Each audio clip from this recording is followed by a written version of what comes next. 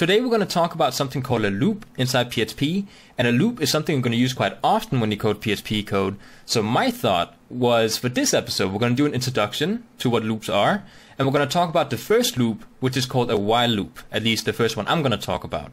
Now, there's different types of loops out there, and as you guys can see, I did actually list a couple of examples here. Well, I did actually list all the examples here. We have something called a while loop, do while loop, for loop, and a for each loop. So the one we're going to focus on today, like I said, is the one called a while loop. Now, the basic idea behind a loop is that, well, let's look at it this way. If we have an if statement, we're basically checking if a certain condition is true, and then we're doing something on the screen, like, for example, writing out hello in an echo. Now, a loop is going to keep spitting out information and repeatedly spit out information as long as a condition is true.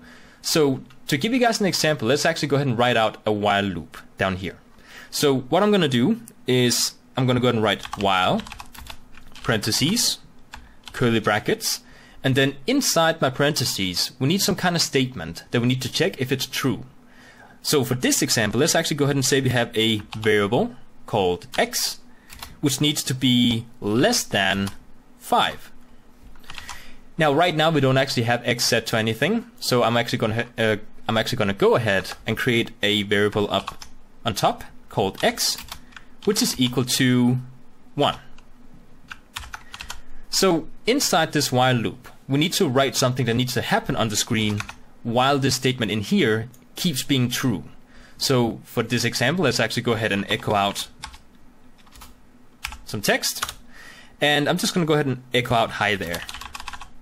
Now I'm going to go ahead and include a break, so we go down to the next line, because we will actually be looping out a couple of sentences here. So let's actually go ahead and include a HTML break, and we did actually talk about that in the last episode, I think 2 episodes ago, or was it last episode, I don't remember.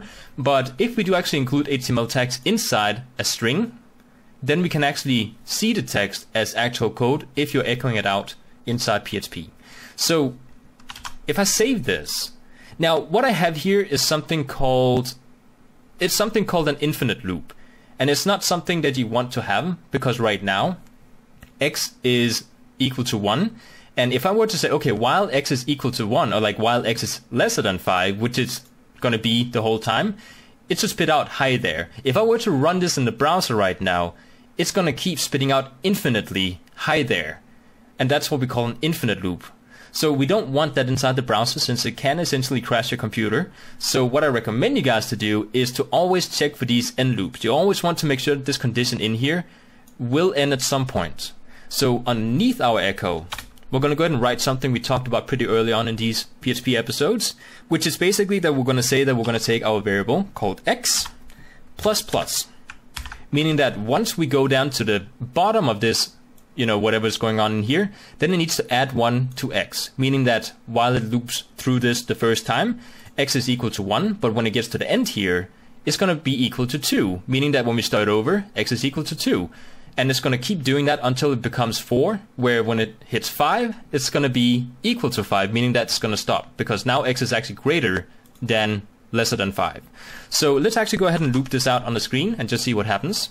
And as you guys can see, we get hi there, hi there, hi there, and hi there 4 times. Now if I were to set this lesser than or equal to 5, of course we would have 1 more, because now we do actually say that it can also be 5. But this is the basic idea behind a while loop. Now again, like I said, there's different kinds of loops, and you might want to use them depending on different purposes. Now with databases, I usually like to use while loops in a lot of cases. Now I do also use the other loops as well, but in a lot of cases I mostly use the while loop, which is why I think you guys should get really familiar with the while loop specifically, because we will be using it once we do actually learn how to set up, for example, a login system, that sort of thing, from the database. So this is the basic idea behind a loop, and it's really not that complicated. The most complicated thing about loops is memorizing what each of these loops actually does and when you need to use them in certain situations. So this is the basic idea behind the while loop. So I hope you guys enjoyed, and I'll see you guys next time.